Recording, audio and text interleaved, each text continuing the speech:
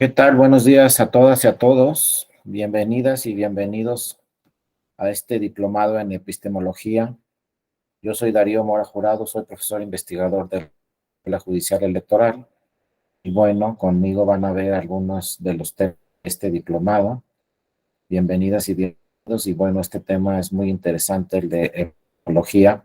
Lo vamos a ver primero en lo particular, después lo vamos a relacionar históricamente, este tema de la epistemología posteriormente conmigo y algunos de mis compañeras y compañeros profesores, pues también lo vamos a relacionar ya directamente con el derecho y finalmente lo vamos a relacionar pues con el derecho electoral.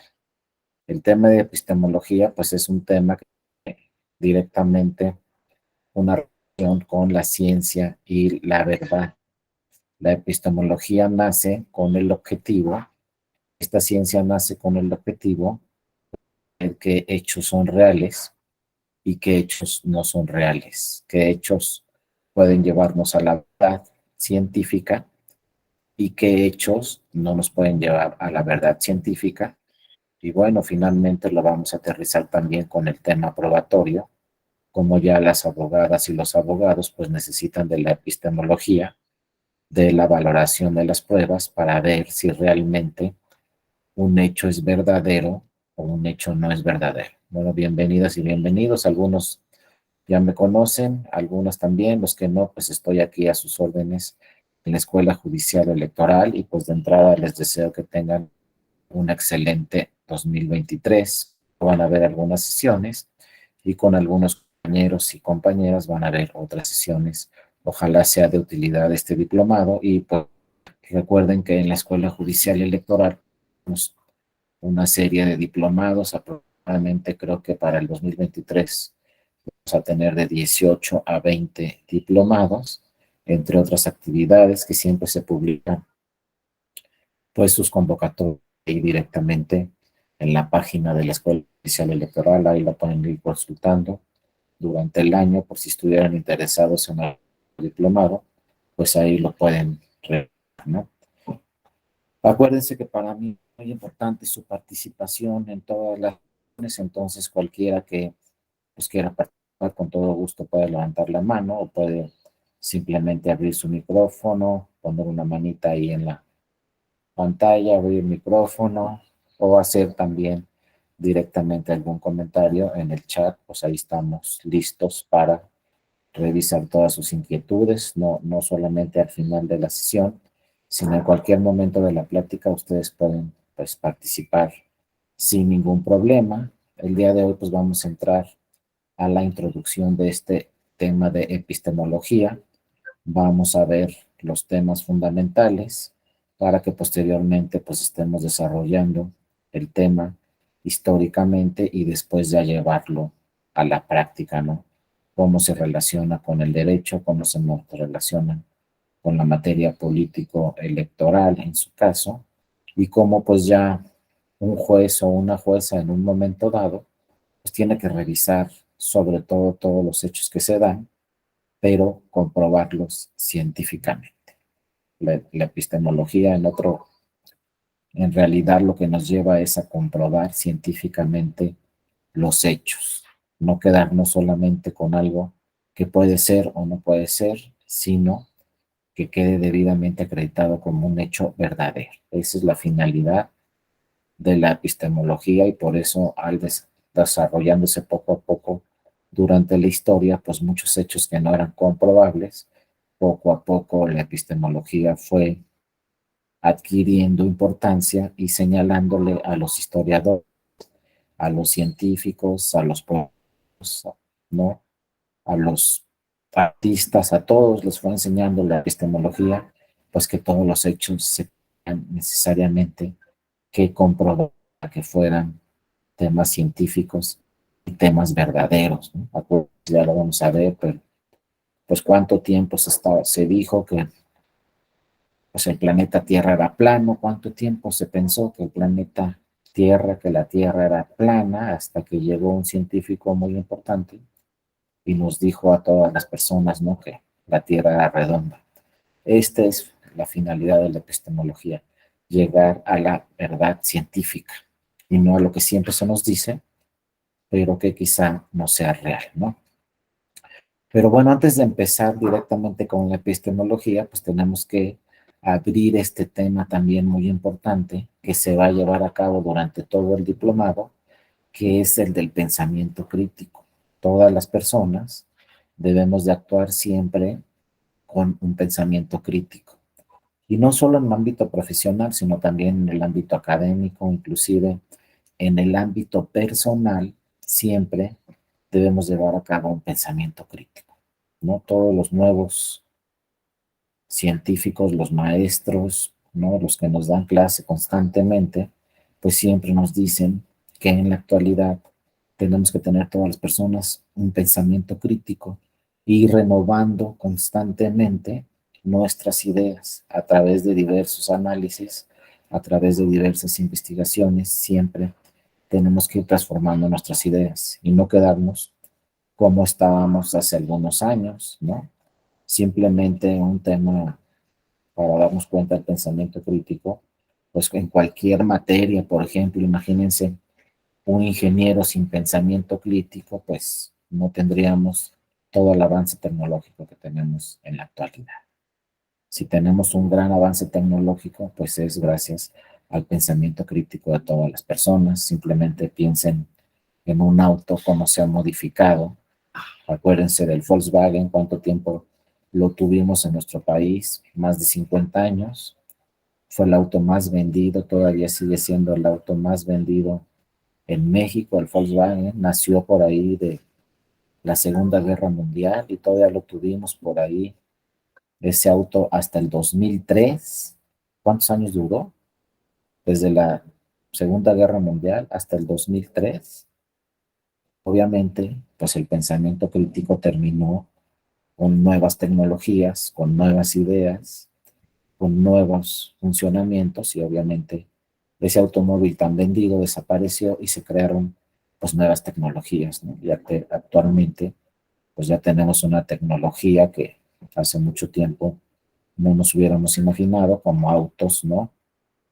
Que se manejan solos, que ya no necesitan una persona, ¿no? Y bueno, autos eléctricos que ya no necesitan gasolina, etcétera. Todo esto se ha generado vía el pensamiento crítico. Y en las ciencias sociales es lo mismo. En las ciencias sociales siempre tenemos nuevas ideas. No podemos quedarnos que ya tenemos. Inclusive, pues ahorita que estamos empezando un nuevo año, pues no podemos quedarnos con lo que hicimos en el 2022. Si seguimos trabajando, trabajamos en el 2022, pues vamos a generar un pensamiento crítico para este 2023, en cualquier ámbito de nuestra competencia. Por ejemplo, si somos un juez o una jueza y seguimos redactando exactamente de la misma forma nuestras sentencias como las redactamos en el 2022, en el 2021, en el 2020, pues no estamos generando un pensamiento crítico. Simplemente aquí en el Tribunal Electoral, si ustedes revisan las sentencias cuando se creó el Tribunal Electoral en 1996, si ustedes revisan las sentencias de 1996, 97, 98, pues teníamos sentencias de 900 páginas. Y todavía en algunas sentencias se decía a fojas 24, a fojas 28, a fojas 128, 130. Y entonces se fue generando un pensamiento crítico, ¿no? En todos las juzgadoras y los juzgadores del tribunal. Y lo primero, por ejemplo, que se empezó a revisar es, ¿y por qué decimos a foja 27? Pues porque siempre se ha dicho así. Revisa las sentencias de 1950 y se decía fojas 27. Revisa las sentencias de 1970 de la Suprema Corte y se decía fojas 27. Revisa las sentencias de 1990 de la Suprema Corte de Justicia de la Nación y se decía fojas 20. Entonces ya vamos a decir toda la vida a fojas 27. ¿Y dónde queda el pensamiento crítico? ¿No? Ese es también un ejemplo. ¿Por qué no decimos página 27? de Fojas 27. Y entonces se fue generando pensamiento contra las magistradas y los magistrados. Para 2023 va a ser muy difícil encontrar una sentencia en el Tribunal Electoral que diga a Fojas 27. Ya todas las sentencias dicen página 27, porque es un lenguaje ciudadano, es un que reconoce toda la ciudadanía de nuestro país y las sentencias van dirigidas a la ciudadanía. No van dirigidas a otros abogados o a otras abogadas, ni van dirigidas a otros jueces o otros jueces, ni van dirigidas a personas especialistas en el derecho. Las personas digo, las sentencias en materia electoral, pues van dirigidas a toda la ciudadanía. Entonces, si la ciudadanía comprende mucho mejor el término de página 27, ya no vamos a decir a Fojas. Después, en 1996, 1997, por ahí, pues todavía el Tribunal Electoral emitía algunas sentencias, no todas, pero algunas, de 900 páginas. La Suprema Corte también tenía sentencias de 1000 páginas, más de 1000 páginas. Y entonces poco a poco se fue trabajando en estos temas, se revisó también en otros países en el mundo, pues de cuántas páginas eran las sentencias, se revisó, por ejemplo, el Tribunal Europeo de Derechos Humanos, o el Tribunal de Justicia Europeo, o la Corte de Estados Unidos, ¿no? O la Corte de Canadá, etcétera. Se fueron revisando los tribunales más importantes del mundo y pues se dieron cuenta aquí en el Tribunal Electoral que las sentencias de los tribunales más importantes en el mundo eran de 30 páginas, de 20 páginas, de 10 páginas. Y acá teníamos sentencias de 1000 para que se notara que se trabajó.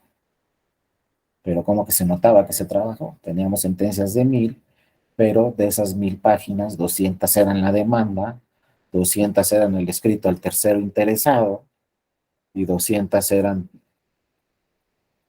el escrito de la autoridad responsable. Ya llevábamos 600. Y entonces nos empezamos a preguntar, ¿y para qué pasamos todo el expediente a la sentencia? Si la sentencia es solamente la resolución, es solamente decir, se ganó, se perdió el asunto, es solamente decir, es fundado o infundado el agravio. Entonces poco a poco se fue trabajando, no les digo que de un año para otro, pero se fue trabajando en esos temas y ahora difícilmente, pues me atrevería a decir que va a ser muy difícil encontrar una sentencia de 1000 páginas en el Tribunal Electoral o en la Suprema Corte de Justicia de la Nación en el 2023. El promedio será 20 páginas, 30 en el Tribunal Electoral. Revisen las sentencias de 2022 y pues no vamos a tener muy pocas que pasen de 100 páginas. Pero empezamos con 1000. Y luego por ahí se decía, no, pues es juicio de amparo. Acuérdense, el primer juicio de amparo que se resolvió, ¿cuántas páginas tenía? El primero, ¿cuántas páginas tenía? 2. Pues, ¿qué pasó? ¿Qué pasó después? ¿Por qué de 2 páginas le subimos a 100, 200, 300, 400? En los 70 eran de 1000. Y en los 70 no había computadora. Entonces imagínense hacer una sentencia de 1000 páginas sin computadoras, a máquina. Y si te equivocas, pues ponle la cosita esa blanca que se le ponía a la máquina y ya, escríbela encima. O cambia toda la página y echa otra página a máquina. Todavía en los 90 las secretarias tenían que transcribir toda la demanda, tenían que transcribir todo lo tercero interesado, tenían que transcribir todo el informe justificado en el Poder Judicial o el informe circunstanciado acá en el Tribunal. Se tenía que transcribir todo. Entonces salían 600 páginas, pero la jueza o el juez no había dicho nada todavía. Y ya teníamos una sentencia de 600 páginas. Entonces, bueno, el pensamiento crítico, que es un tema que ha implementado el Tribunal Electoral y también la Suprema Corte de Justicia de la Nación, pues nos habla de ir perfeccionando todo. Esto es, por ejemplo, un tema que les toqué de redacción de sentencias. Pero el pensamiento crítico nos habla de que hay que ir perfeccionando pues todos los ámbitos de competencia y todos los ámbitos en los que nosotros nos desarrollemos como personas. También el ámbito personal. el ámbito académico, etcétera. ¿Cuándo nos íbamos a imaginar hace 10 años? Fíjense, 10 años, no más, que íbamos a tener clases así, ¿no? Participaciones así, vía internet, sin ningún problema, que ha sido muy eficientes porque, pues acuérdense, ¿no? ¿Cuántas veces tuvimos que ir a alguna clase, a la escuela, a algún posgrado? Teníamos que ir todos los días y te llegara a determinada hora, porque si no llegábamos a esa hora, pues nos cerraban la puerta. Entonces, pues por ejemplo, aquí en la Ciudad de México era una hora de traslado, simplemente para llegar a la escuela, a tomar esa clase y otra hora de regreso a la oficina. Entonces eran 2 horas de clase más 2 horas para llegar a la clase. Y si uno llegaba tarde a la clase, pues ya no entró. Se perdieron ahí 3 horas del día. Ahora ya eso, pues gracias a el pensamiento crítico y algo bueno, de lo poco bueno que nos dejó la pandemia, pues fue esto, ¿no? Ya podemos tener clases así sin ningún problema, cada quien puede estar en cualquier parte. Inclusive yo he tenido alumnos ahí que van en el coche y prenden su celular. Pues no, pues muy bien, ¿no? De lo que se trata es de tener la información en el coche, en la casa, donde sea, pero tener la información. Pues esto también se debe al pensamiento crítico. Entonces, cualquier actuación que hagamos, debemos implementar siempre este tema del pensamiento crítico. Y no decir, ah, pues ya lo cambié, ya me quedó mucho mejor, listo. No, pues listo, este es un mensaje que les dejo independientemente del diplomado, pues ya estamos en el 2023. Entonces, en el 2023, pues, ¿qué nuevas ideas vamos a generar? ¿Qué vamos a perfeccionar? Hay que hacer un resumen. ¿Qué hicimos bien en el 2022? ¿Qué no hicimos bien en el 2022? ¿Qué podemos perfeccionar en el 2022? ¿No? Y es una recomendación, no solamente en lo profesional, sino también en lo académico, en lo personal, etcétera. Ustedes pues ya están poniendo el ejemplo a todos en este 2023, pues de que de entrada ya entraron a un diploma. No estaban obligadas ni obligados y ya están aquí. Entonces, pues se están perfeccionando.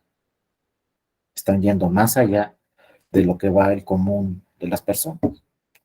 El común de las personas seguramente están haciendo exactamente lo mismo que hicieron en 2022.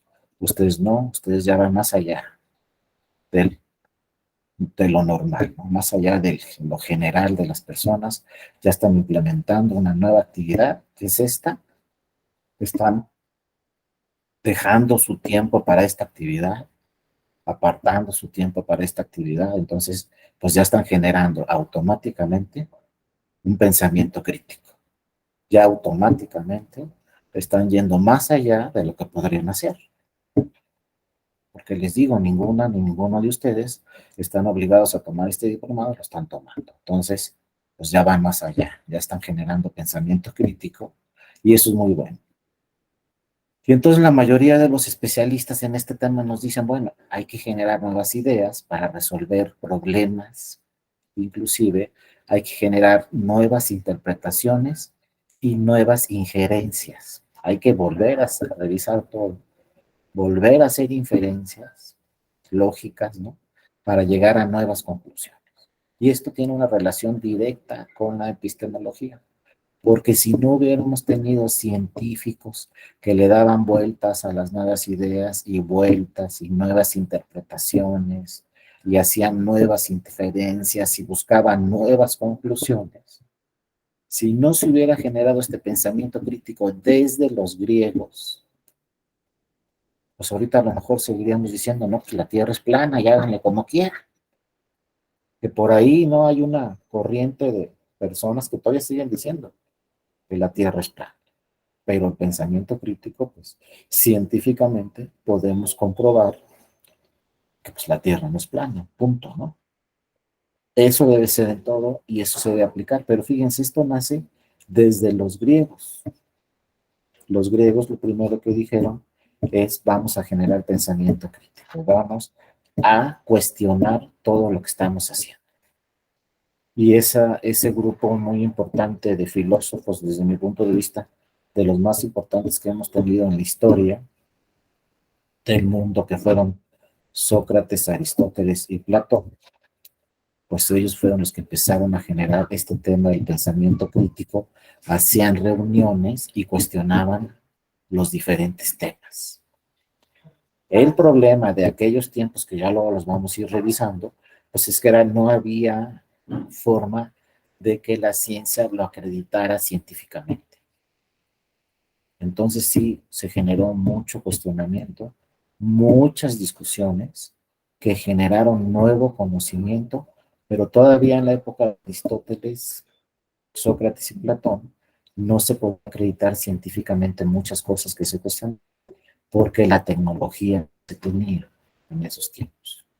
La epistemología tenía por ahí un freno muy importante que no comprobar científicamente, porque la tecnología todavía en esos tiempos pues no podía poder comprobar lo que ya decían estos filósofos tan importantes, que después poco a poco se fue comprobando, pero en ese tiempo solamente quedaba como una idea del pensamiento crítico, pero ellos son los primeros que generaron este tema del pensamiento crítico y que crearon, desde mi punto de vista, la ciencia de la epistemología, que ellos todos cuestionaron.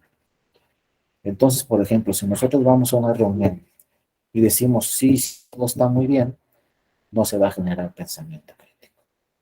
Las verdaderas reuniones deben provocar discusión y generar nuevas ideas y nuevas conclusiones.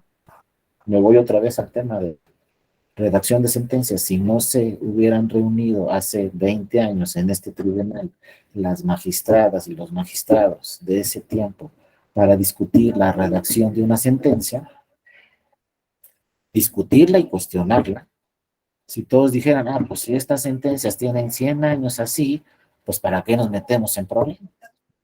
Yo fui secretario de Estudio y Cuenta, no yo, sino cualquier magistrado de ese tiempo pudo haber dicho, pues yo fui secretario de Estudio y Cuenta de tal ministro y estoy haciendo mis sentencias, redactando mis sentencias, igual que ese ministro. Y ese ministro lo hacía como lo hacía el otro ministro, y ese ministro como el otro, y así. Entonces seguimos 100 años de sentencias.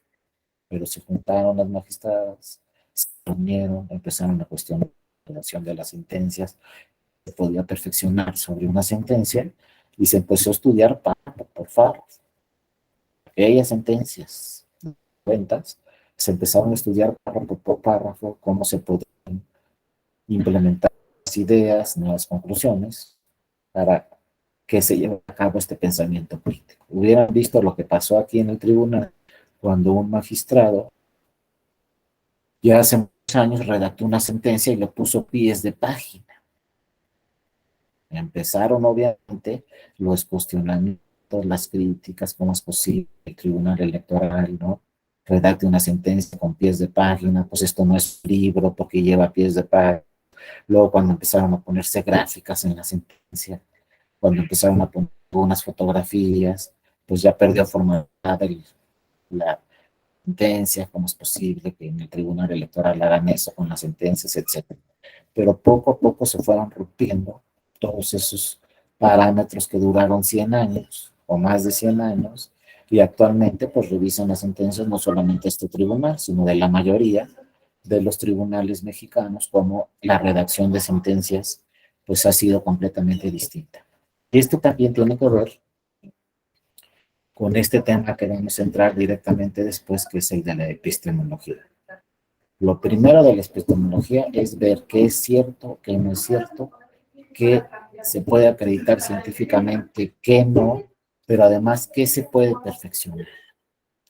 No solamente debemos de dejarlo con, ya se acreditó, esto es cierto, esto es la verdad, sino cómo se puede ir perfeccionando. O puede servir ese para llegarnos y vamos a la de ese tema. Por ejemplo, también cuando se tierra no era plana, si no era redonda, pues no nos queda, bueno, si es redonda hay que seguir avanzando, hay que seguir con un pensamiento crítico y hay que ver qué beneficia que la tierra está redonda. cómo puede esto favorecernos, ¿no?, a los seres humanos, ya que comprobamos científicamente, ¿no?, que y así cualquier cosa de nuestras actividades, pues tenemos que relacionarlos con la epistemología. Por eso es importante el diplomado en la Escuela Judicial y para que nos quede claro que la epistemología va a servir para a la verdad, pero no solamente llegar a la verdad, ¿no? Pues generar ideas, a las conclusiones a partir de esa verdad que ya se pudo acreditar. Por eso después pues, tendremos que estudiar el derecho relacionado directamente con el epistemología. No podemos ver un asunto si no tenemos primero las pruebas que comprueben, ¿no?, o que acrediten que efectivamente sucedió tal circunstancia, pero después de eso perfeccionar, ¿no?, la redacción de nuestra sentencia vía ese tema probatorio que gracias a la epistemología lo que pudimos arribar a esa nueva idea o esa nueva conclusión. Ahora, diversos autores también nos dicen relacionado con este tema del pensamiento crítico, pues diversos autores también nos señalan que tenemos que tener 4 actitudes como personas. Y ojo, no se les pase. El pensamiento crítico nos habla de cualquier actividad.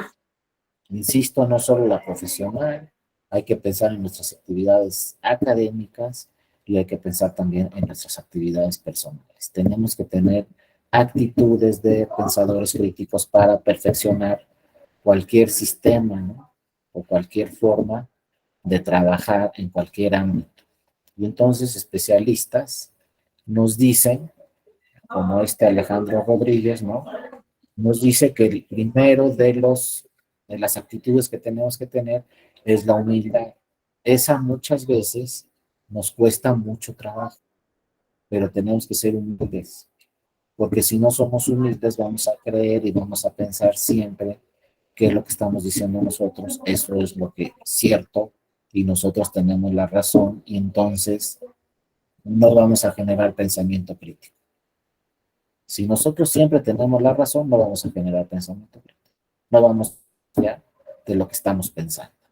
Entonces, los primeros perjudicados vamos a ser nosotros, porque esto es así y punto. Y entonces ya no vamos a generar pensamiento. Ya no vamos a ir más allá de lo que estamos pensando. Y entonces los primeros en equivocarnos vamos a ser nosotros.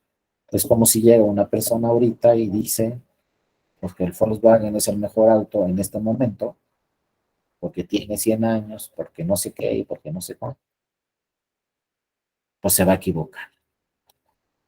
Entonces tiene que ser humilde y esa persona decir, no, pues es que ya la tecnología avanzó muchísimo y obviamente, pues ya el Volkswagen ya es un coche pues, que ya ni siquiera tiene los márgenes de seguridad necesarios para circular en él en el 2023.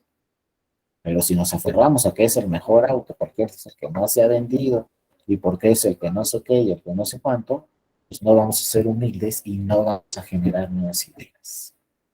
Entonces, la primera actitud es que los mejores pensadores críticos debemos de estar conscientes siempre, cualquier persona, para ser un pensador crítico, debe estar consciente de que nos vamos a equivocar. Muchas veces, no una, muchas veces, pero equivocarnos nos va a beneficiar porque vamos a analizar mejor el tema. Vamos a ir más allá de lo que tenemos y vamos a pensar con nuevos elementos que no pensábamos antes. Entonces tú dices, no, no me puedo equivocar porque ¿qué van a decir? No, al contrario. Si te equivocas, vas a ir más allá de lo que siempre habías pensado. Vas a ir más allá de lo que tienes, generar nuevas ideas para beneficio de todos los demás. Entonces debemos ser conscientes, debemos ser humildes como primera actitud y sabemos que nos vamos a equivocar, nos equivocamos en el 22, en el 21, en el 20, y si creen que en este 2023 no nos vamos a equivocar, todos los que estamos aquí, en algo nos vamos a equivocar en el 2022.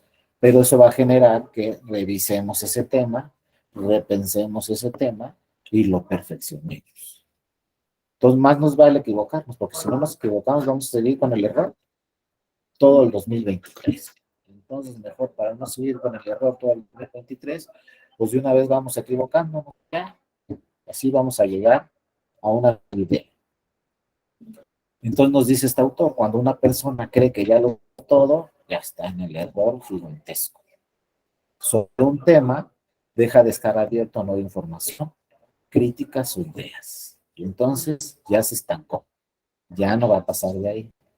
Entonces debemos de saber siempre que nos vamos a equivocar, pero eso va a generar nueva información y va a generar nuevas ideas. Si nos critican, pues hay que revisar las críticas de una forma objetiva y ver qué críticas nos van a servir y qué críticas no nos van a hacer que analizarlas todas, ¿no?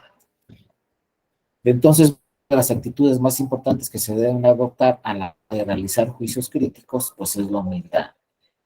Nada de que ya tengo listo mi artículo y nadie lo va a revisar. Es el peor error que podemos cometer. Ya lo voy a publicar así. Ya hice un artículo, lo voy a publicar y no quiero que nadie lo revise. Ese es el error más grande que podemos hacer, ¿no? Antes de publicarlo, oye, dale una leída a otra persona que le dé otra leída y otros, y entre más lo lean antes, pues mucho mejor, porque va a llegar ese artículo que hicimos nosotros con nuevas ideas, ya revisado por personas especialistas en el tema, y que nos van a simplemente, simple y sencillamente nos van a ayudar, y sí nos van a criticar, pero va a ser una crítica constructiva que nos va a ayudar a perfeccionar ese trabajo. Lo mismo si redactamos una sentencia, pues más nos vale que la revisen 20 personas antes de que la magistrada o el magistrado. Porque si la revisan 20 personas, pues imagínense, ya va a ir muy sólido ese documento. Ya lo revisaron 20 personas. A lo mejor yo me equivoqué, pero que no se equivoquen 20 ya va a estar mucho más difícil. Lo mismo, si voy a redactar una demanda, pues que la revise otro abogado. Entre más la revisen antes de presentarla en el juzgado, mucho mejor. El documento va a ir mucho más sólido, va a tener ideas de todas las personas y va a ser un nuevo documento mucho mejor redactado, porque lo revisaron varios. El peor error que podemos cometer es decir, ya lo hice yo, no quiero que nadie lo vea porque está excelente. No quiero que me copien mis ideas, ya no se equivoca. Una vez que desarrollemos alguna actividad, lo mejor es trabajarla y discutirla en equipo. Les digo, eso lo decía Aristóteles. Generaba discusión Aristóteles. Formaba reuniones de especialistas para que se discutieran temas.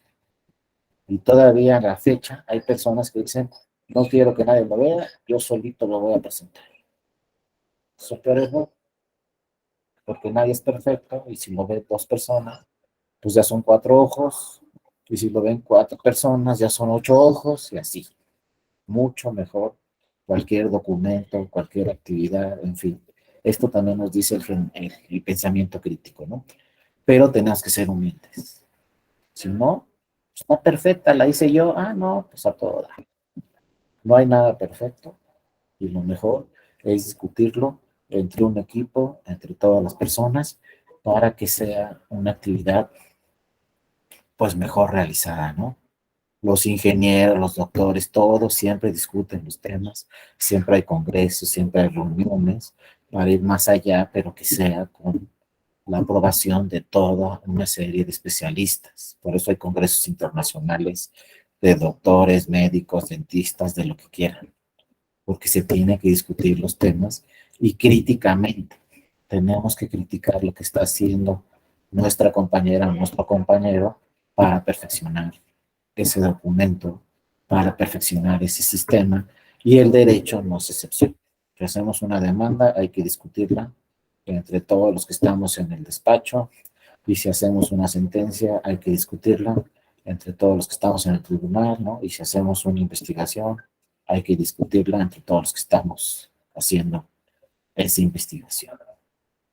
Y por eso, bueno, actualmente pues también tenemos la ayuda muy importante de la tecnología.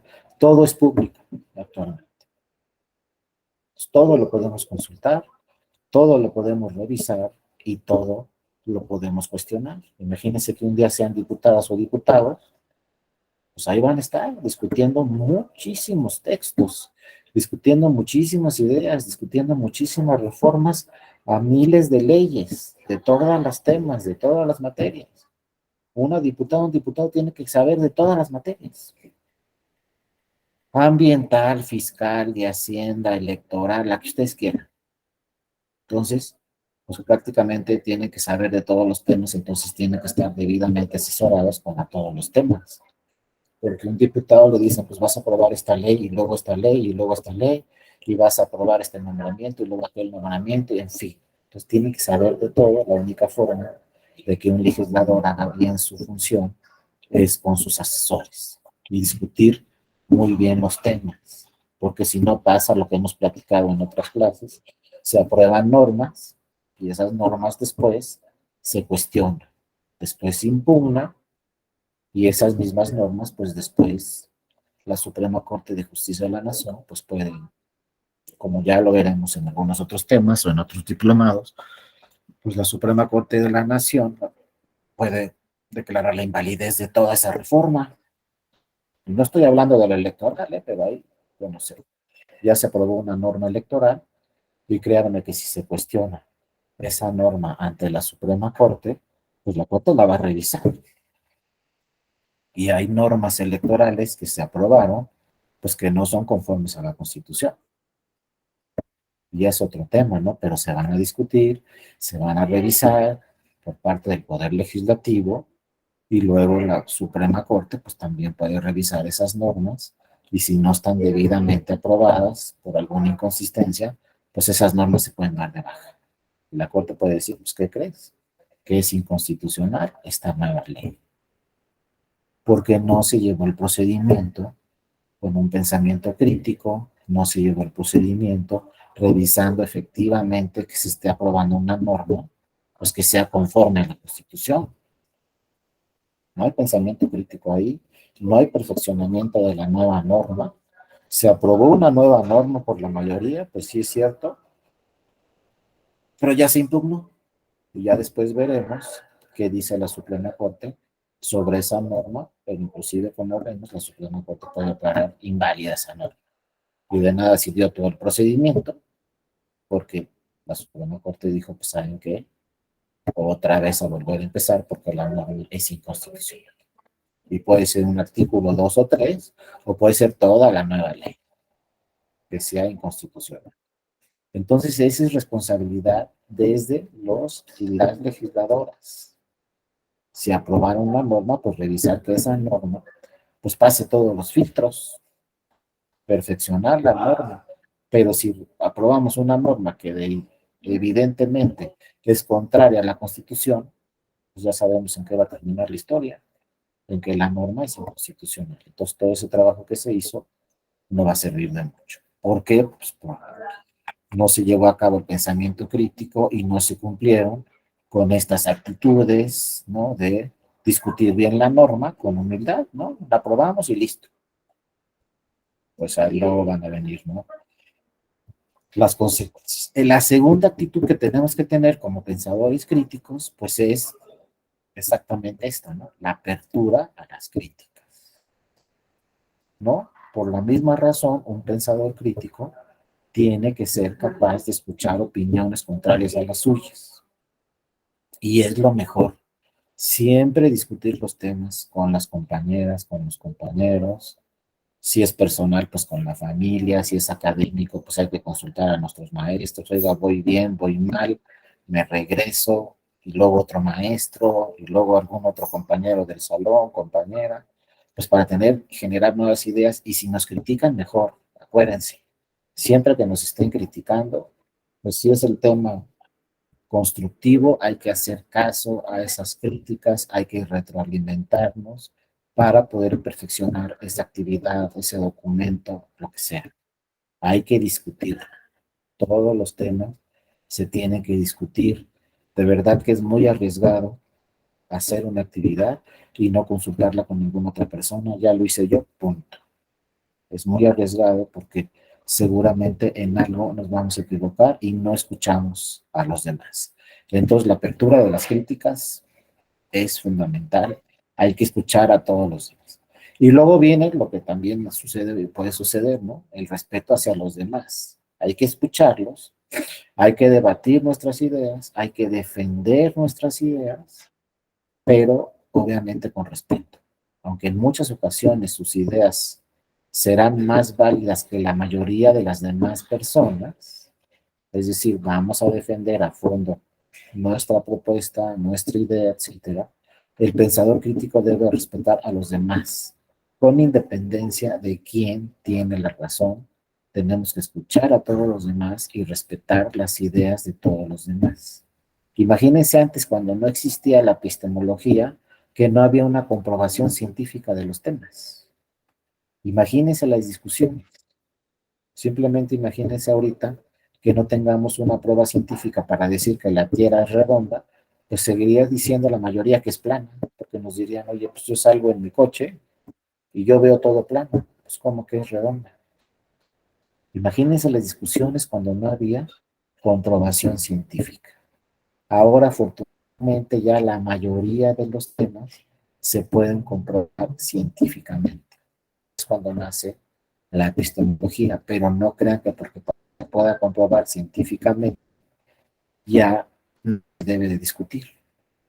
Sí se debe de discutir, que muchas veces vamos a tener argumentos que, ojo, los dos argumentos se comprueban científicamente. ¿Cuál de los dos argumentos aplicamos? O sea, tenemos otros problemas ahora ya más complejos. Podemos, por ejemplo, tener, ya lo veremos cuando entremos a las pruebas, podemos tener dos pruebas con valor probatorio pleno. Ya se acreditó que es cierto esto, pero también ya se acreditó que es cierto esto. Y ojo, las dos pruebas son contradictorias, pero las dos están acreditadas científicamente.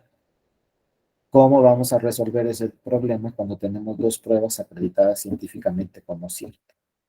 Y es donde entra la interpretación, etcétera, algunos otros temas que vamos a revisar, pero ahora ya estamos en un ámbito mucho más complejo, en ámbitos donde podemos acreditar científicamente determinados temas, pero luego entre ellos se oponen o se cuestionan o son diferentes, aunque estén debidamente comprobados ambos temas. Por ejemplo, podemos tener dos documentales públicas con valor probatorio pleno, pero son contradictorios.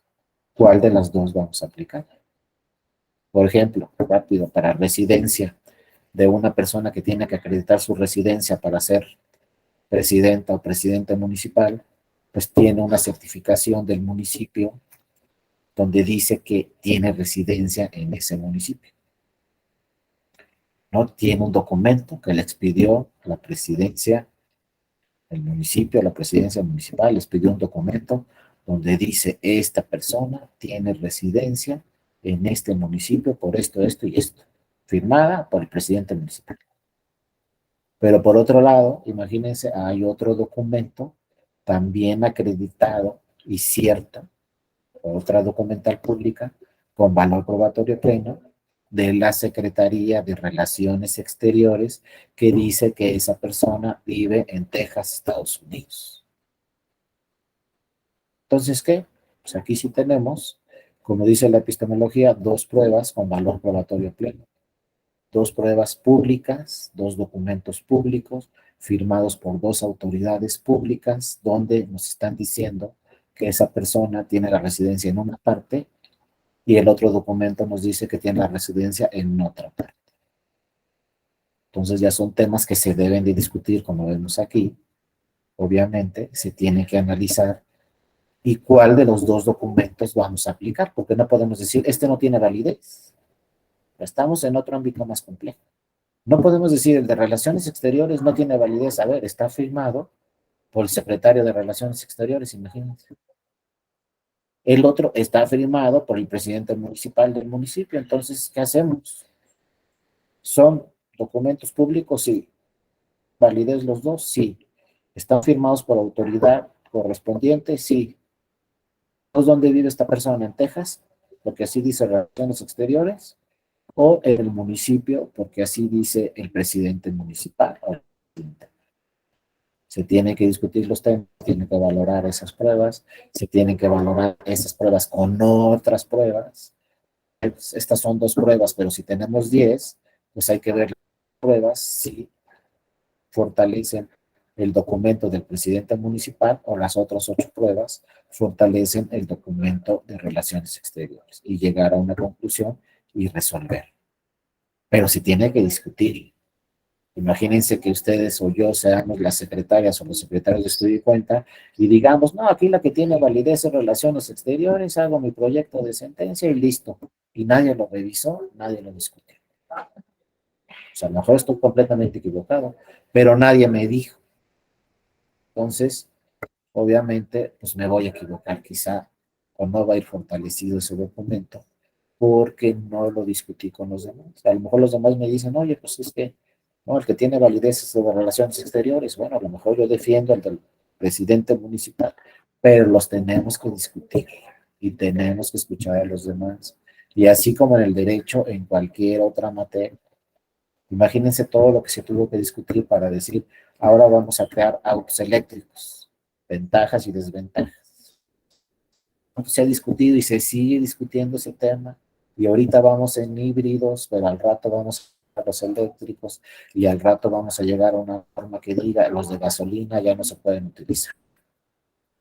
Y todo esto se va a generar con discusiones que van ampliando el espectro y van creando nuevas ideas, nuevas conclusiones, obviamente que nos pueden afectar pues a todas las personas en el mundo. Esto de los autos, pues nos está afectando a todas las personas en el mundo. Ahorita el primer cuestionamiento que se le hace a un auto híbrido o a un auto eléctrico, pues es que son carísimos. Pues sí están a todo dar, pero pues a ver quién los compra. Entonces ya se está trabajando en esos temas para bajar el precio de los autos híbridos o eléctricos y que sean acceso para toda la ciudadanía, para todas las personas, porque si no, pues qué bueno que están ahí, ¿no? A todo dar, pero a mí no me funciona porque son muy caros. Y finalmente, en la 4 elementos, la voluntad para trabajar duro, obviamente, pues tenemos que emplearnos a fondo. Si queremos ir más allá de lo que ya tenemos, si queremos generar nuevas ideas, pues tenemos que emplearnos a fondo y trabajar más de lo que trabajamos comúnmente, ¿no? Y poner a prueba nuestras nuevas ideas. Como yo les decía, si ustedes están aquí, pues están trabajando más en su día, pero van a generar nuevas ideas, van a generar nuevos cuestionamientos y van a llegar a nuevas conclusiones cuando terminen seguramente este diplomado. Entonces el esfuerzo vale la pena. Pero pues sí, nos los dice aquí el autor, Alejandro Rodríguez también, pues que hay que trabajar y trabajar duro para perfeccionar todos nuestros sistemas, todas nuestras formas de hacer las cosas, ¿no? Y ponerlas a pruebas mediante la acción. Entonces, pues hay que hacer un esfuerzo adicional para que el pensamiento crítico y el trabajo duro, pues nos lleven a generar nuevas ideas y nuevas conclusiones. Y bueno, ya entramos, después de dejar este tema muy importante, el pensamiento crítico, que lo vamos a utilizar en todo el diplomado y en todas nuestras actividades, y ojalá nunca se les olvide este tema del pensamiento crítico, de siempre ir más allá de lo que ya tenemos, buscar nuevas ideas y nuevas conclusiones, pues entonces esto ya lo relacionamos ahora sí directamente con el tema de la epistemología, ¿no? Para la epistemología es una reflexión sobre la producción de disciplinas científicas y conocimiento científico. Como ya vimos, ¿qué quiere decir epistemología? Pues en pocas palabras, es generar nuevo conocimiento, pero generar nuevo conocimiento científico que esté debidamente acreditado, científicamente comprobado. No decir así nada más, sino comprobarlo científicamente. La epistemología cambió radicalmente la forma de vivir en el mundo con los nuevos inventos que se realizaron ya con una comprobación científica, sobre todo en la salud. Pues acuérdense, antes era muy difícil ser doctor o ser un médico porque pues, todo era, pues yo creo que así se cura el paciente, ¿no? Pero no había comprobación científica durante siglos y siglos. Pero a partir de 3 siglos y este último siglo pues, se ha avanzado muchísimo en tema científico, en tema de conocimiento científico, y hemos llegado a lo que nunca nos pudiéramos imaginar, pero ya en el mundo y también en México, por ejemplo, están entrando robots a los hospitales que son los que realizan las cirugías. Ya no son doctores, ahora son robots, van a algunos hospitales. Aquí en la Ciudad de México, el robot es el que realiza la cirugía. Y si van también se ve que me gustan los coches, ¿no? Pero si también van a una fábrica de coches, los robots son los que arman los autos. Y así los robots nos están alcanzando, ojalá no nos rebasen, pero ya la tecnología y el conocimiento científico va avanzando a pasos que nunca nos hubiéramos imaginado, pasos agigantados, y esto nace de la epistemología. Ojalá, por ejemplo, Aristóteles o Sócrates, ¿no? Hubieran tenido esta ciencia ya y ese conocimiento científico, pues esos genios, imagínense con una tecnología tan avanzada y un conocimiento científico que estarían haciendo ahorita en el 2023 Aristóteles, imagínense todo lo que no estaría inventando, pero pues él no tenía todas estas herramientas que ya tenemos, que está generando y ha generado y seguramente seguirá generando la epistemología. La epistemología como es una reflexión, una de las disciplinas científicas que se está produciendo, ¿no? Trata de evaluar la naturaleza y la calidad de su conocimiento científico. Todo actualmente tiene un conocimiento científico y se tiene que acreditar con un conocimiento científico. O sea, suena raro, pero gracias a la epistemología, pues tuvimos las vacunas que tuvimos con este tema del COVID, porque se fue avanzando rápidamente con un conocimiento científico y se pudo comprobar que las vacunas iban a ser eficientes en un tiempo récord. Todavía, fíjense, todavía en el 2000, del 2000 al 2010, por ahí, todavía nos tardábamos en aprobar una vacuna 5 años. Y en los 90 nos tardábamos en aprobar una vacuna 10 años. Viene la pandemia y nos tardamos en aprobar una vacuna 18 meses. En algunos casos, 12 meses. Esto es lo que generó la epistemología, el conocimiento científico, que poco a poco se fue avanzando, hasta que en un caso de urgencia, como fue la pandemia, pues dijeron, hay que aplicar pensamiento crítico, hay que aplicar la epistemología y todo el conocimiento que tenemos lo tenemos que desarrollar en un plazo récord, pero con conocimiento científico. Imagínense que nos hubieran vacunado sin estar comprobado científicamente que no nos íbamos a morir con esa vacuna. O nos hubiéramos muerto porque nos dio la enfermedad, o nos hubiéramos muerto porque la vacuna pues no sirvió, pero pues afortunadamente con toda la tecnología que tenemos en este momento, pues se pudo comprobar científicamente que iban a ser eficientes esas vacunas y pues la mayoría de nosotros pues nos vacunamos. Entonces hay una calidad del conocimiento científico. Eso exige, perdón, la epistemología, tener una calidad del conocimiento científico, ver qué es cierto y ver qué es falso. Imagínense que todos los doctores hubieran dicho, no, pues sí sirven las vacunas, pero no hubiera estado comprobado que sí sirven. No, pues quién sabe ahorita como si estuviéramos en el mundo todavía o ya no. Pero hubo una comprobación científica de que esas vacunas se iban a servir. Entonces se llegó a la verdad o a la falsedad de la aplicación de esa teoría. Y aplicando esa teoría, pues en todo lo que hagamos vamos a aplicar una teoría y vamos a tener que llegar a si esa teoría es verdad o esa teoría es falsa. Lo más sencillo que ustedes se imaginen entra en una teoría de verdad o falso. Por ejemplo, si ahorita tienen que hacer un oficio de 2 páginas y aplican pensamiento crítico, pueden decir, a ver, este oficio de 2 páginas, ¿lo puedo hacer en una, sí o no? Y a lo mejor llegan a la conclusión de que en vez de 2 páginas, es una.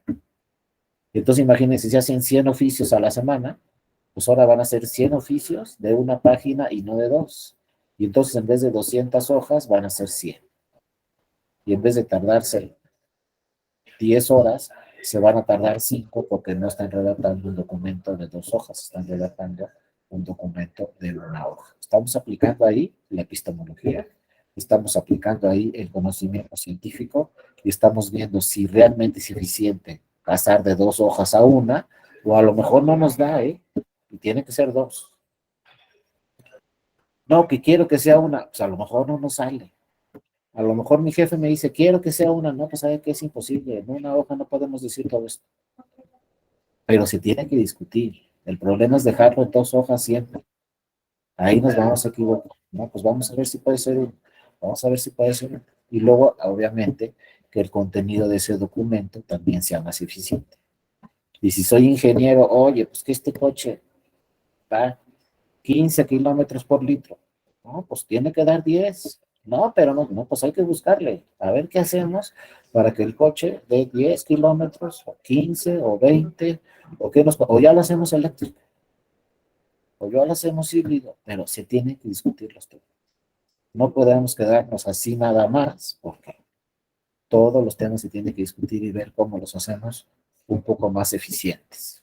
También les digo, nosotros en lo personal también, oye, ¿qué me conviene? ¿Levantarme a las 6 de la mañana o a las 10 de la mañana? ¿Quién sabe? Todo el mundo a lo mejor puede pensar a las 6, ¿no? ¿Quién sabe? A lo mejor yo como persona me levanto a las 10, pero me duermo a las 12 de la noche y así trabajo mejor. Hay que ver cada persona en individual cómo podemos ser más eficientes en lo que estemos haciendo también. Y así todas las cosas tienen que aplicarse la epistemología, pero lo debemos de comprobar. No solamente decir, no, lo mejor es levantarse a las 6 de la mañana y ya. No se te ocurrió nada más. No, hay que ver si es verdad o es falso, si científicamente es mejor o no es mejor. Entonces, bueno, la epistemología pues es un conocimiento científico, como dicen estos autores, y se tiene que llegar a ese conocimiento científico. Y siempre nos vamos a enfrentar a la verdad o falsedad de sus teorías, o cómo se proveen las explicaciones adecuadas, o cuál es la estructura formal y conceptual de sus teorías, o qué relación debe darse entre la explicación y la predicción de un fenómeno. O sea, todo esto suena muy complejo, ¿no? Es muy teórico, pero van a ver que poco a poco lo vamos a ir aterrizando con casos reales, ya que entremos al derecho, y cómo nos sirve en el derecho o en alguna otra ciencia social aplicar la epistemología. En ciencias sociales es muy importante, en la materia política, ciencias políticas también es muy importante cómo debemos de aplicar la epistemología. Por ejemplo, imagínense también si ustedes son legisladoras o legisladores y de repente les preguntan, hay que tener 200 diputaciones de RP o 100. Dímelo mañana en una partida. Entonces, ¿qué? ¿Son mejores 200 o son mejores 100? No podemos decir, no, pues yo creo que 100. O no podemos decir, no, pues yo creo que 200. Tenemos que acreditar y justificar por qué tenemos que tener 200 diputaciones de representación proporcional o le bajamos a 100 diputaciones de representación proporcional. Pero es toda una teoría que se tiene que acreditar y tenemos que justificar debidamente por qué es mejor 100 o por qué necesitamos todavía a los 200. Y así se enfrenta cualquier legislador o cualquier legislador a miles de temas, ¿no? ¿Qué hacemos con todo el presupuesto? ¿Cuánto para salud, ¿no? ¿Cuánto para seguridad, ¿no? ¿Cuánto para programas sociales? ¿Cuánto para programas de realizar aeropuertos o todo lo que se está haciendo? ¿Cuánto le damos de presupuesto a cada proyecto? Todo esto se tiene que discutir y se tiene que decir, no, yo creo. Cuando digamos yo creo, ya nos equivocamos. Tenemos que decir, esto es así porque tengo estos argumentos. O no estoy de acuerdo con esto porque tengo estos argumentos. Pero nos dice la epistemología, es que no podemos pensar en yo creo. Tenemos que acreditarlo científicamente. ¿Esta prueba tiene validez o no tiene validez? No es que yo creo que a lo mejor la va a tomar en cuenta el juez, no. Pues el juez va a ver si tiene valor probatorio pleno o si no tiene valor probatorio pleno, aunque nosotros estemos pensando otra cosa, ¿no? Pues poco a poco así vamos a estar aplicando la epistemología ya en casos concretos, ¿no? También nos dice este autor, además de plantear el problema de la elección entre diversos métodos, porque luego tenemos que elegir por dónde nos vamos, o tenemos que elegir cuál de estas rutas tomamos, o cuál de estos proyectos aprobamos. Tenemos, ¿no?, que interrogarnos acerca de la naturaleza y las leyes científicas que nos van a ayudar a tomar esa decisión. Y acuérdense, todos los días tenemos que tomar una serie de decisiones. Entonces, por lo general, las mejores decisiones son las que se pueden acreditar científicamente y que tienen un sustento con el que podemos defender esa decisión, la que sea. Siempre nos vamos a enfrentar todos los días a múltiples decisiones que muchas veces ni nos damos cuenta, pero estamos tomando una decisión. Desde que salimos de nuestra casa, a lo mejor me voy por esta calle o por esta calle. Ya estamos tomando una decisión. Me voy 15 minutos antes o 15 minutos después. Ya estamos tomando otra decisión. Llego a la oficina o llego al gimnasio o llego a otra decisión. Y así todos los días, múltiples decisiones. Entonces siempre hay que buscar que esa decisión pues, se pueda de alguna forma comprobar y de alguna forma sostener que tomamos esa decisión. Y le digo, si le preguntamos a los demás, lo mejor que podemos hacer siempre en todas nuestras decisiones es consultarlas con todos los demás, sobre todo con los especialistas, ¿no?, que nos pueden apoyar directamente en lo que sea, un doctor, un dentista, o sea, lo que sea, siempre nos van a ayudar a tomar la mejor decisión. Pero no lo podemos dejarnos hacerlo todos nosotros solos, sino esa teoría someterla a la discusión y esa teoría que tenga alguna comprobación científica, que afortunadamente ya en nuestra época, pues la mayoría de las cosas se pueden acreditar posteriormente científicamente, aunque en las ciencias sociales, como vemos, es todavía mucho más complejo. Porque si soy matemático, 2 más 2 son 4, y listo, ya no va a tener ningún problema el matemático, ¿no? Si me dedico y trabajo en un laboratorio, pues hago la prueba de sangre y le digo, tienes el colesterol alto o bajo y ya, no hay problema. Rápidamente nos va a decir la prueba, gracias a la tecnología y a la ciencia, pues cuánto tengo de azúcar o lo que sea. Pero las ciencias sociales son mucho más complejas, porque no son exactas. Y ahí sí tenemos que tener argumentos que nos lleven a tomar una decisión, porque la decisión no es exacta. Como yo les decía, 200 diputadas y diputados o 100 de representación proporcional. Les apuesto que ahorita no me pueden contestar en 3 minutos 100. Sí me pueden decir 100, pero a ver por qué. Y otro me puede decir otra, no, 200, a ver por qué. Y eso no está tan fácil de acreditarlo científicamente. En el laboratorio sí nos dicen, sí nos van a decir, tienes alta el azúcar, pero acá, en el Congreso de la Unión, nos van a decir, ¿por qué dices que 100? Si ahorita son 200. Y luego va a llegar otro, no, 50. ¿Y tú por qué dices que 50?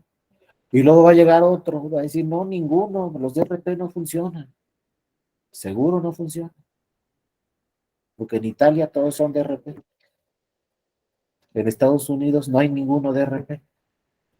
Entonces, ¿nos vamos con los italianos o nos vamos con Estados Unidos? Esas son las ciencias sociales que no son tan sencillas, que se tienen que discutir y se tiene que llegar pues, a una conclusión final, pero con la aprobación de todos los demás y con argumentos. Argumentos que nos digan, mira, aquí 100 sería mejor por esto, o hay que quedarnos con los 200. ¿Sabes qué? Mejor que todos sean de mayoría relativa. O como dice la reforma del presidente, ¿no? ¿Sabes qué? Todos que los decida la ciudadanía. Según el número de votos que tengas, vas a llegar o no vas a llegar a ser diputada o ser diputado. Y todo eso se tiene que discutir. Pero imagínense que yo les diga, pues son 200 y háganle como quieran, pues ya me equivoqué. Tengo que llegar con argumentos y más vale que llegue con argumentos que ya discutí con otras personas. Porque si no, pues ya no va a estar debidamente sólida mi argumento.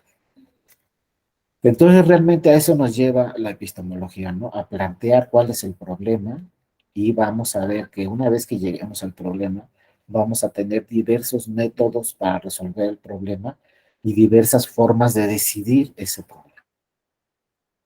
Y la epistemología nos dice, vete por el conocimiento científico. Pero cuando llegamos a las ciencias sociales, el conocimiento científico ya no es tan sencillo. Si somos ingenieros, pues nos va a decir, ¿no? La ciencia, ¿no? De la ingeniería, pues esto es así, punto. Y te va a funcionar así. Pero en las ciencias sociales es mucho más difícil. Si nosotros aplicamos una fórmula, nos va a decir el ingeniero, ¿no? Pues si haces esto, el coche va a gastar menos gasolina. Pero nadie nos va a decir en una ciencia social, si dejas nada más a 100 diputaciones, va a trabajar mejor el Congreso de la Unión. ¿Cómo lo vamos a comprobar científicamente si va a trabajar mejor el Congreso de la Unión con 100 diputaciones de RP en vez de 200? Entonces hay que trabajar toda una teoría, ver cuáles son las decisiones, ver qué es lo que sucede si se quitan 100 diputaciones, ver cuáles son las ventajas y cuáles son las ventajas. Y muchas veces implementarlo y luego podemos corregir. Implementamos 100 diputaciones y a lo mejor decimos, no, nos equivocamos. Hay que volver a reformar la Constitución para que sigan siendo 200. Eso también es muy importante, implementarlo. Y ya vemos cómo nos va. A lo mejor nos fue mal, pues de regreso, acuérdense, pensamiento crítico, nos vamos a equivocar, pero eso nos va a ayudar para tomar una mejor solución. Entonces, en la rama que ustedes trabajen, en la rama que ustedes se dediquen, siempre hay que aplicar el pensamiento crítico y luego la epistemología. Si lo podemos comprobar científicamente, pues mucho mejor. Pero habrá cosas que no se pueden comprobar científicamente, como es esto de el tema de las ciencias sociales, ¿no?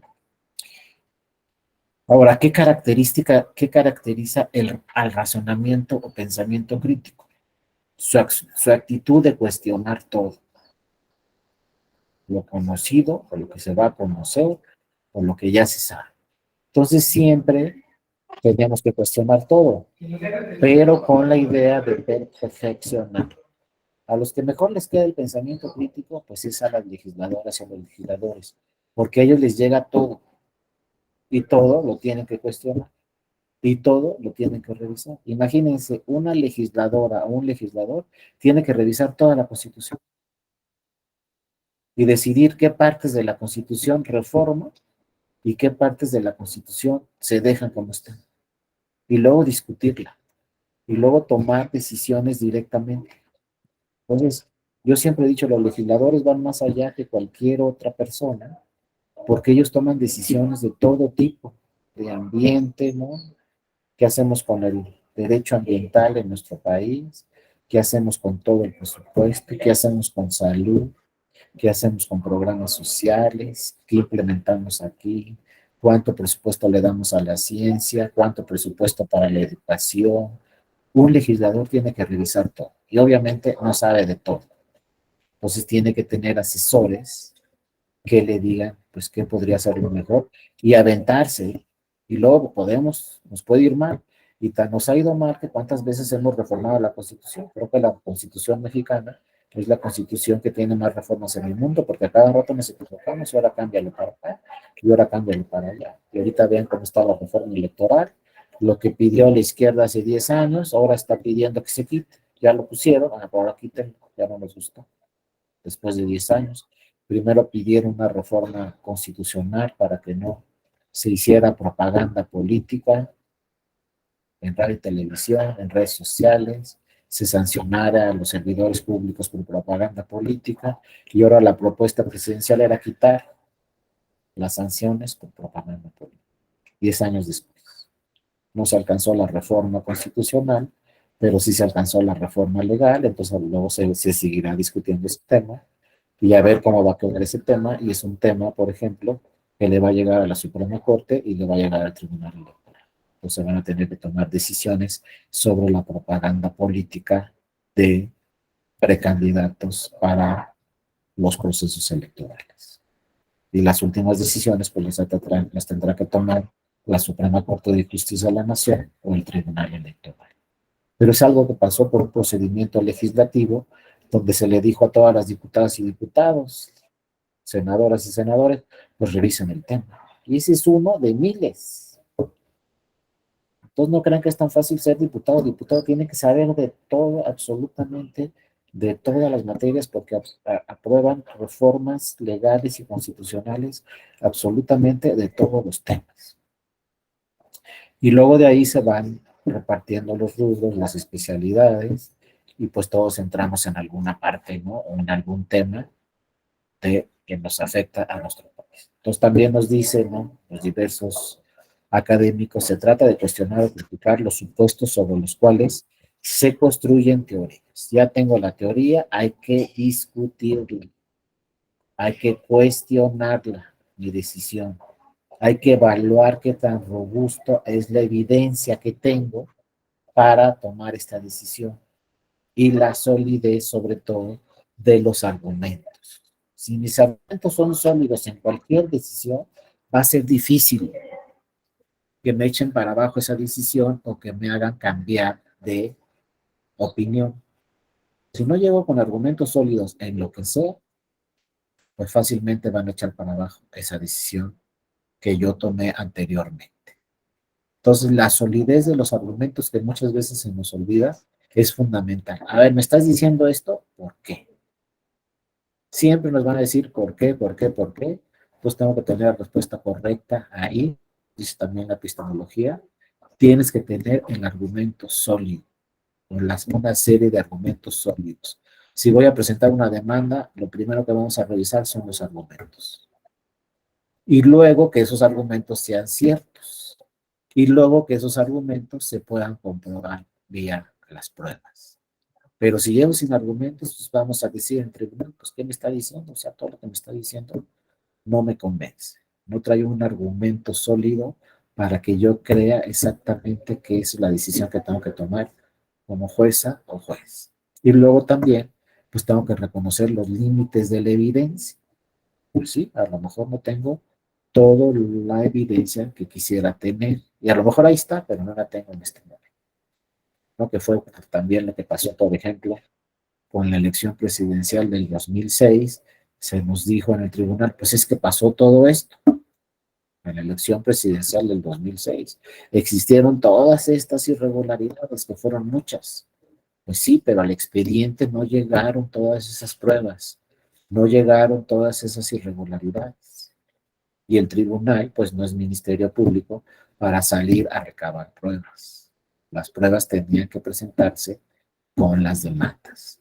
Tú me estás diciendo en tu demanda que pasó todo esto, que sucedieron miles de irregularidades en la elección presidencial, pues falta la evidencia.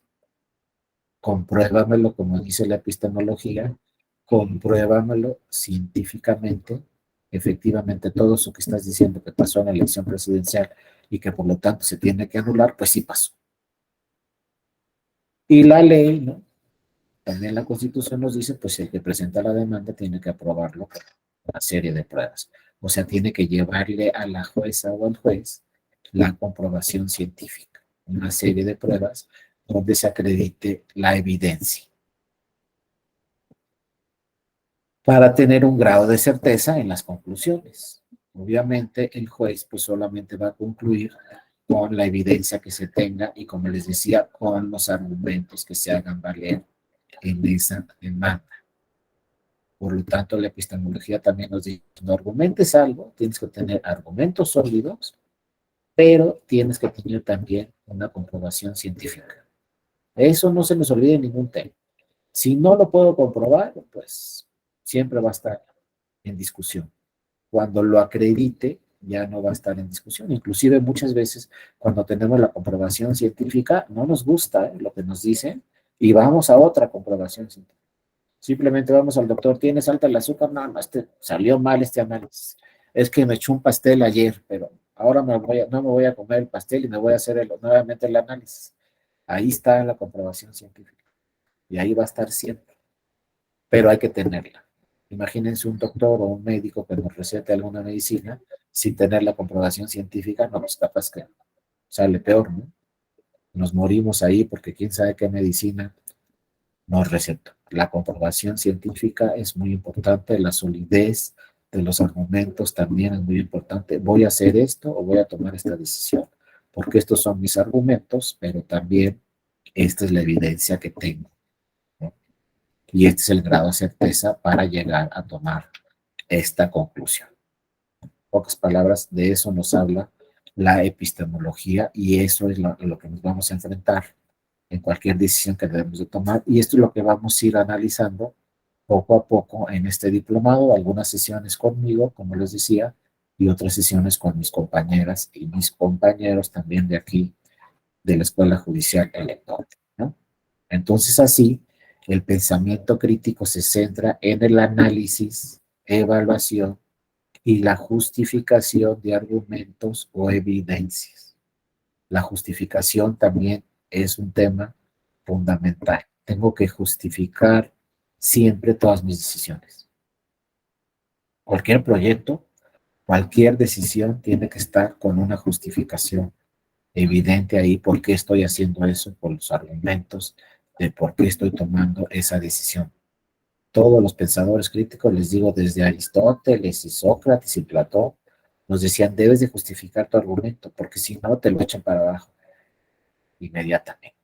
Tienes que tener una justificación y esa justificación debe ser con un argumento sólido. Nosotros aquí en el tribunal, pues siempre pensamos eso en las sentencias. Deben estar debidamente justificadas. Se anula la elección porque esta es la justificación de que se debe de anular. O no se anula una elección y esta es la justificación. Imagínense una sentencia sin una justificación y sin un argumento sólido para tomar la decisión en esa sentencia. Entonces la justificación es muy importante y en la justificación es donde viene la parte de la comprobación científica. La mejor justificación que puedo dar yo en cualquier toma de una decisión es con una comprobación científica. Pues ahí sí ya no, nadie va a decir nada. No vamos a poder discutir ese tema porque tiene una comprobación científica. Pero como les decía anteriormente, esta justificación muchas veces no puede ser científica si hablamos de ciencias sociales, o muchas veces podemos tener dos comprobaciones científicas, pero contradictorias una contra la otra. Y entonces hay que tomar todavía una decisión más compleja, ya que, a ver, esto se comprobó científicamente y esto también se comprobó científicamente, pero es contradictorio. Entonces, ¿cuál de las dos comprobaciones son las que es la que vamos a utilizar para nuestro argumento y para nuestra decisión? En el derecho, eso también, de ahí se desprende el tema de argumentación e interpretación. Si interpretamos de esta forma la norma, resolvemos de una forma distinta a que si interpretamos de otra forma la norma. Y ahí lo tenemos. Y eso parece que no, pero es muy cierto. En el derecho, por ejemplo, en la Constitución tenemos normas contradictorias. Y está comprobado, si nos vamos a la epistemología, pues está comprobado científicamente, es una norma constitucional, sí. La otra es otra norma constitucional también. Entonces la epistemología nos dice, pues las dos son normas constitucionales. Pero ¿qué tal si son contradictorias? Entonces, no, pues a lo mejor algún ingeniero, ¿no? Que ellos son así directos, nos pueden decir, es que en la Constitución no puede haber normas contradictorias, porque en las matemáticas no hay fórmulas contradictorias, pero en la Constitución sí, porque la realizaron pues personas, ¿no? A la Constitución la aprobó pues un grupo de personas que son las legisladoras y los legisladores. Pueden cometer errores. Entonces, de repente vemos una norma constitucional, que es la máxima norma en nuestro país, contradictoria con otra norma constitucional. Entonces nos llega el asunto a un tribunal, ¿cómo lo resolvemos? ¿Con la norma 1 de la Constitución o con la norma 2 de la Constitución? Si las dos están en la Constitución. Entonces ahí es donde nace, en los 90 por ahí, la materia de argumentación e interpretación. Y se nos dice, pues tienes que resolver con la norma constitucional que, por ejemplo, protege el derecho humano de la persona. Si la norma constitucional 1 no protege el derecho humano de la persona pero la norma constitucional 2 sí protege el derecho humano de la persona, nos vamos a la norma constitucional 2. Pero ojo, sigue vigente la 1. Aunque no protege el derecho humano esa norma constitucional, ahí está en la Constitución y no podemos hacer nada hasta que el Poder Legislativo la reforme. Pero mientras no podemos hacer nada, entonces lo que vamos a hacer simplemente en nuestra demanda o en nuestra sentencia es decir, oye, para resolver este asunto, aplica la norma número 2, porque es la que protege el derecho humano de esta persona. Si aplicas la norma número 1, no vas a proteger el derecho humano de esta persona. Eso decimos en la demanda y el tribunal en su sentencia tendrá que decir, apliqué la norma número 2 porque esta protege el derecho humano de esta persona. Y no apliqué la norma número 1 porque no protege el derecho humano de esta persona. Pero imagínense el trabajo de los tribunales, sobre todo de última instancia, como son el Tribunal Electoral o como es la Suprema Corte, que tienen que decidir de normas constitucionales. Y ahí están, y tienen la misma validez, y las dos están en la Constitución, pero nos dicen, aplica una de las dos, porque son contradictorias. Entonces el tribunal tiene que aplicar una de las dos, pero ahí siguen las dos en la Constitución. Y luego de ahí nos podemos ir a un dato más complejo. Oye, es que el tratado internacional dice algo contrario a la Constitución, pero en alguna norma de la Constitución. El tratado internacional dice lo mismo que la Constitución en otra norma. O sea, una norma constitucional va con el tratado internacional, pero otra norma constitucional va en contra del tratado internacional. ¿Qué norma hay que aplicar? Pues ya prácticamente se los dije, ¿no? Hay que aplicar la norma constitucional que está a favor del tratado internacional. Y no hay que aplicar la norma constitucional que está en contra del tratado internacional. Pero muchas veces nos dicen en otras partes del mundo, oye, ¿por qué tiene contradicciones tu constitución? Pues porque primero se aprobó una norma, luego llegaron otras diputadas y diputados y aprobaron otra norma constitucional y al final son contradictorias. Pero, por ejemplo, en Canadá nos dicen, no, pues acá no nos pasa eso, porque acá antes de que se apruebe una norma legal o una norma constitucional, se revisa que esa nueva norma sea conforme a la Constitución. El Poder Legislativo lo revisa. Y si esa nueva norma no es conforme a la Constitución, no se aprueba por el Poder Legislativo. Aquí no, aquí tenemos normas que son contrarias a la Constitución y se aprueban por el Poder Legislativo. Y entonces tiene que ser después el Poder Judicial que revise qué vamos a hacer con esa norma que se aprobó por el Poder Legislativo, pero es contraria a la Constitución. Y uno dice, ¿por qué el Poder Legislativo la aprobó? Si es contraria a la Constitución, pues porque la aprobó. ¿Qué quieren que hagamos? Y en eso estamos con la electoral, ¿eh? Ya se aprobó una ley electoral que es contraria a la Constitución, pero el Poder Legislativo la aprobó. Ahora, ¿a quién le va a tocar revisar esa norma electoral que ya se aprobó? Al Poder Judicial. Pero en otros países no sucede así. En otros países es imposible que se apruebe una norma contraria a la Constitución, porque hay una comisión constitucional en el Poder Legislativo que revisa, antes de que se apruebe esa norma, que sea conforme a la Constitución. Y si no, le dice a las diputadas y diputados, oye, esta norma no la puedes aprobar. ¿Por qué? Pues porque es contraria a la Constitución y va para atrás. Aquí no, aquí son dos instancias diferentes. Aquí las normas se aprueban por el Poder Legislativo y ya después el Poder Judicial revisa si es conforme a la Constitución esa nueva norma o si es contraria a la Constitución. Pero ya lo dice el Poder Judicial. Y en materia electoral, ya lo veremos después, el Poder Judicial se divide en dos, en todas las materias en materia electoral. Los temas electorales los revisa el Tribunal Electoral y el Tribunal Electoral es el que puede decidir si un artículo electoral es inconstitucional o no.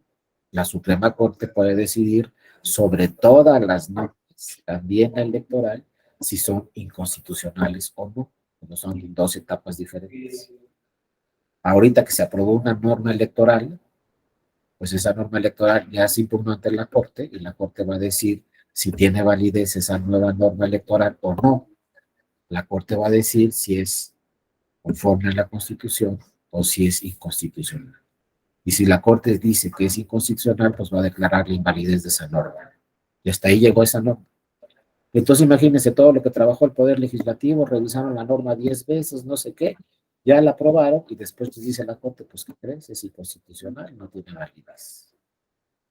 Ese es un tema también relacionado con el pensamiento crítico y con la epistemología. No hubo una comprobación científica de que esa norma entrara dentro del sistema jurídico sin ningún problema. Simplemente la aprobaron y será el Poder Judicial el que decida si esa norma es conforme a la Constitución y encuadra en el sistema jurídico mexicano o no es conforme a la Constitución y por lo tanto va para atrás. Así estamos, pero todo esto se debe a un pensamiento crítico, a ir más allá. Si no hubiera pensamiento crítico, pues antes no se podían impugnar las normas. Antes de 1994, si la norma la aprobaba el Poder Legislativo, así se queda. No se podía impugnar. Viene 94, viene 96 y se le dice a los tribunales, ahora tú en una segunda instancia vas a revisar todas las normas. Y si son inconstitucionales, puedes declarar la invalidez o la inconstitucionalidad de esas normas. Entonces en los 90, pues cambia el sistema y entonces gracias al pensamiento crítico de las diputadas y los diputados del 90, pues se dijo, no, pues está bien que existe un tribunal que revise si las normas son constitucionales o no, y reformaron la Constitución, y a partir de ahí tenemos dos tribunales, el electoral y la Suprema Corte, que revisan si las normas son constitucionales o no. Pero todo esto se fue llevando para perfeccionar el sistema vía el pensamiento crítico, y ahí sí estamos actualmente. Van a ver que todas las normas electorales las va a revisar la Suprema Corte. Y finalmente la Suprema Corte va a decidir si hay alguna norma inconstitucional o no. Y si hay alguna norma inconstitucional, pues la Suprema Corte puede decidir sobre la invalidez de esa norma. Ya pasó, por ejemplo, en Colima, ya hace muchos años, en el 2009 en Colima, la Suprema Corte dijo, se declara la invalidez de toda la reforma electoral, porque todas las normas eran inconstitucionales, porque no se cumplieron con el procedimiento de reformas que tenía que cumplir el Poder Legislativo de Colima. Y entonces la Corte dijo, toda la reforma electoral del 2009 es inconstitucional. Luego en Oaxaca sucedió lo mismo. En el 2012 también se impugnó toda la reforma electoral en Oaxaca, llegó hasta la Suprema Corte y la Suprema Corte dijo, es inconstitucional toda la reforma electoral de Oaxaca y se declaró validez de toda la reforma electoral. Y aquí, como nos dice muy bien Jonathan, pues acaba de pasar, ¿no? La semana pasada, exactamente como dice Jonathan, acaba de decir la Suprema Corte, se declara la invalidez de toda la reforma electoral en Coahuila. Y a ver, ya van a empezar el proceso electoral en Coahuila, ya no pueden aprobar una nueva reforma electoral, ya van a tener que llevar el proceso electoral en Coahuila con la legislación anterior. Pero todos estos nuevos sistemas y estos nuevos perfeccionamientos se dan gracias al pensamiento crítico, que deben de aplicar también el poder legislativo. Aquí, como dice Jonathan, ¿qué pasó con el poder legislativo de Coahuila? ¿Por qué no revisó la nueva reforma, las nuevas leyes que fueran conformes a la Constitución? Simplemente las aprobó, se impugnaron ante la Corte. Cuando la Corte las revisó, dijo, no, pues estas normas son inconstitucionales, pues se declara la invalidez de la reforma electoral en Coahuila y va para atrás todo el trabajo que se hizo. No hubo todos estos procedimientos que les digo de pensamiento crítico, de revisar la prueba, de argumentos sólidos, de discutirla con todos los demás. Simplemente se aprobó rápidamente, no se discutieron esas normas, no se aplicó el pensamiento crítico, no se justificaron, nadie revisó si eran conformes a la Constitución o no, nadie le dijo a los legisladores, oye, esto si va a la Corte se va a declarar inconstitucional, se aprobó esa reforma y cuáles fueron las consecuencias.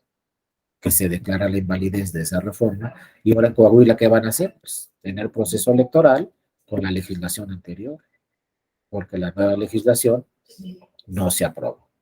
Y es un tema que es así.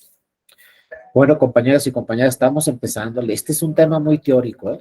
No creo, ya luego vamos a ver casos prácticos, más práctico el tema, pero ahorita estamos en lo teórico y luego vamos a entrar a lo histórico de cómo se ha desarrollado la epistemología a lo largo de la historia, y luego ya vamos a ver casos más concretos. Por lo pronto, pues el día de hoy terminamos la sesión. No sé si alguno de ustedes quisiera participar, tuviera alguna opinión, algún tema que discutir, algún cuestionamiento, lo que sea. Si no, pues todavía van a tener varias sesiones conmigo.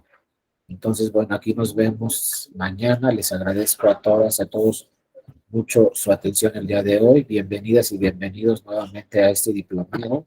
Créanme que el estar aquí ya habla muy bien de ustedes para el 2023. Ya cada uno de ustedes está aplicando pensamiento crítico en lo personal por estar en este curso. Además de todas las actividades que deben de tener el día de hoy, pues entraron a este curso. Les felicito por eso. Les agradezco a todas y a todos mucho su atención. Y pues nos vemos mañana. Acuérdense los que no ya me conocen, como siempre les digo, nos vemos mañana a la misma hora y en el mismo canal, o sea, a las 9 nos vemos aquí para seguir discutiendo estos temas de la epistemología.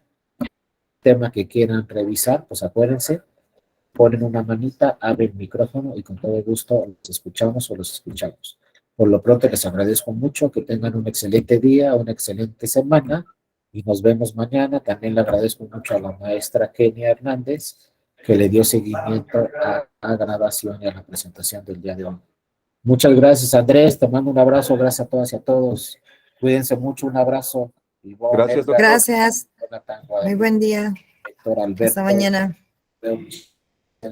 y a Kenia, mi compañera de la eje. Gracias. Nos vemos. Un abrazo. Gracias, buen día. Luego, Jonathan, gracias por tu participación.